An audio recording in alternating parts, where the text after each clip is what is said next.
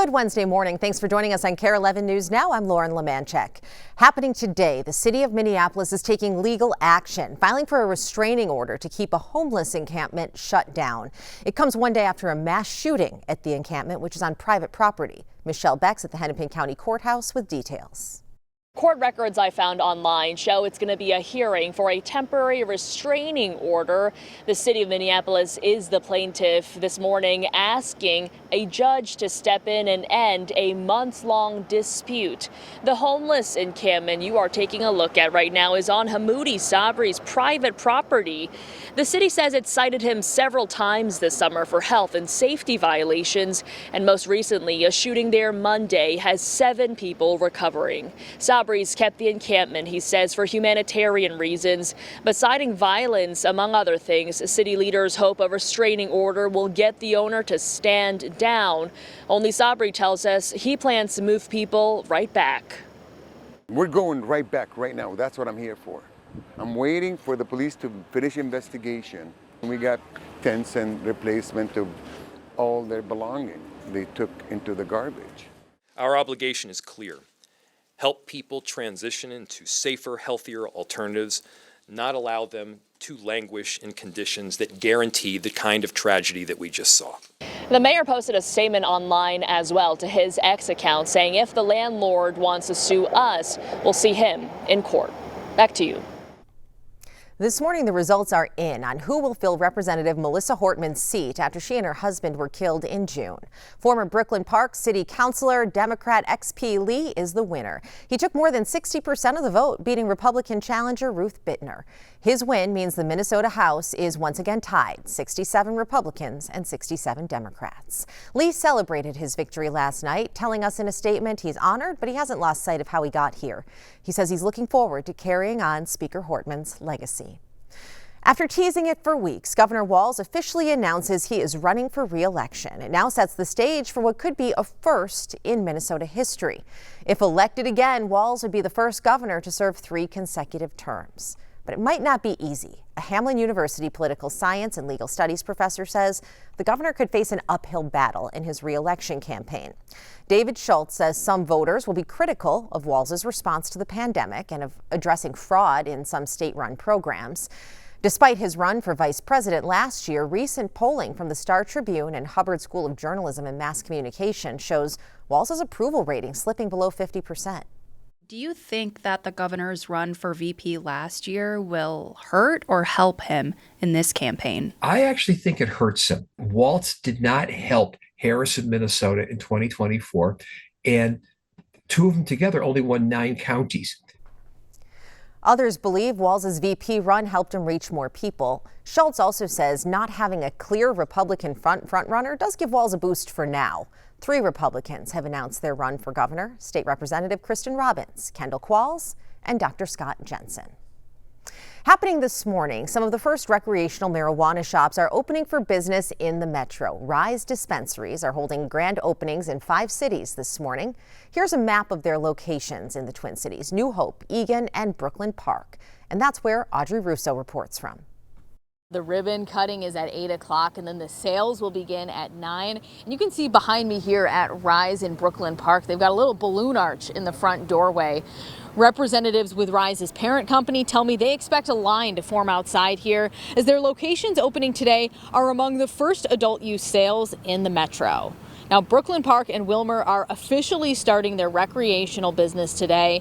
Rise's general manager says New Hope, Mankato, Eagan soft launched their sales yesterday, but they're still doing grand opening ceremonies and fanfare. There's going to be prizes, donations to different charities, goodwill gestures to reintroduce the store to their respective communities, because this is almost like a rebrand. The company says all of these locations previously served medical-only customers, so they've been transitioning their inventory over to adult use in preparation for today. We have to make sure that we always have inventory available for medical patients who are using this product medicinally and have specific needs that they need to address. We want to encourage our medical patients that, we are the foundation of our business. And when they arrive at the store, they're going to be treated as such. And to that end, I'm told that there's going to be 2 points of sale at every location, and that the medical customers are going to have a significantly shorter wait in line. back to you. Well, tonight there's a vigil at Round Lake Park in Eden Prairie to honor conservative activist Charlie Kirk, exactly 1 week after his assassination. It comes as new charges are filed against Kirk's alleged killer.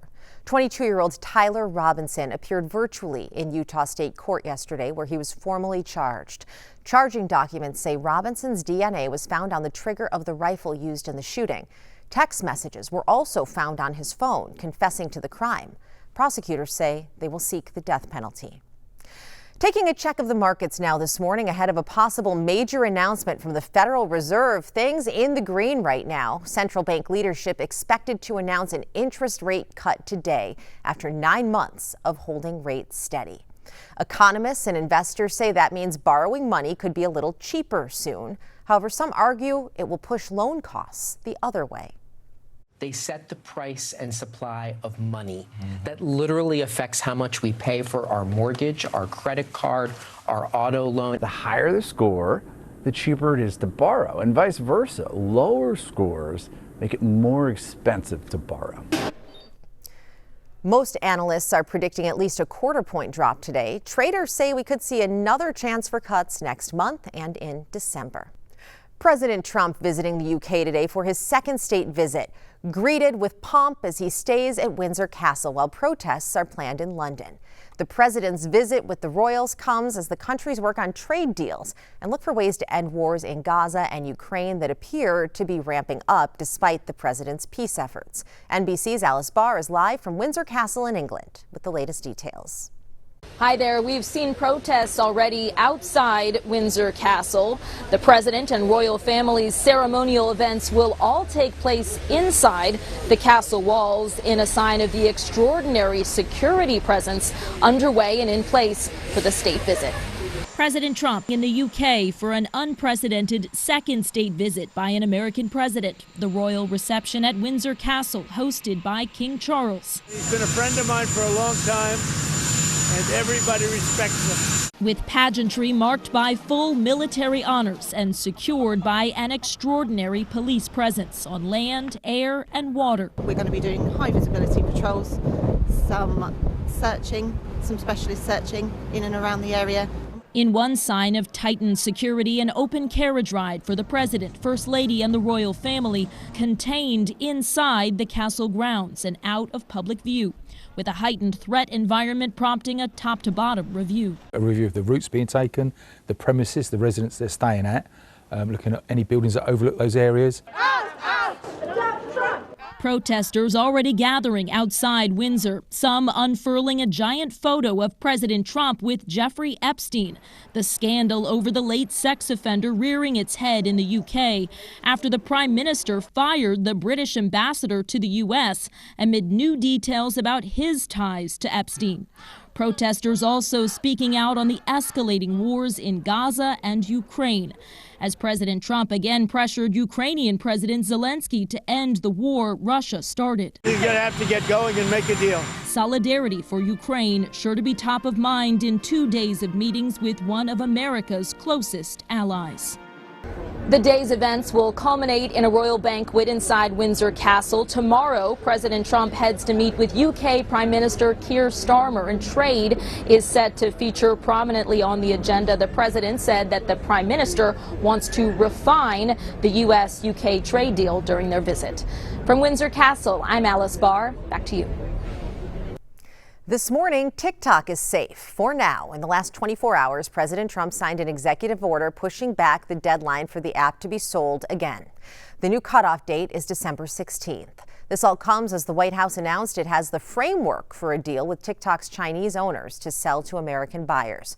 Trump and China's president are set to talk about the deal on Friday. If you've already been thinking about holiday shopping, Target's hoping to help. They just announced their holiday sales are getting a big upgrade. The retailer says it will debut 20,000 new items this season, twice as many as last year. It will also kick off holiday deals early with a Target Circle Week from October 5th to 11th. Target also announced it's expanding its next day delivery to 35 cities, including Minneapolis. The Dallas Wings season may be over, but Minnesota native Paige Beckers keeps on winning. The basketball star made an appearance on the Jennifer Hudson show yesterday and got a big surprise after the famous Spirit Tunnel. WNBA Commissioner Kathy Engelbert was there and surprised her with the Rookie of the Year award.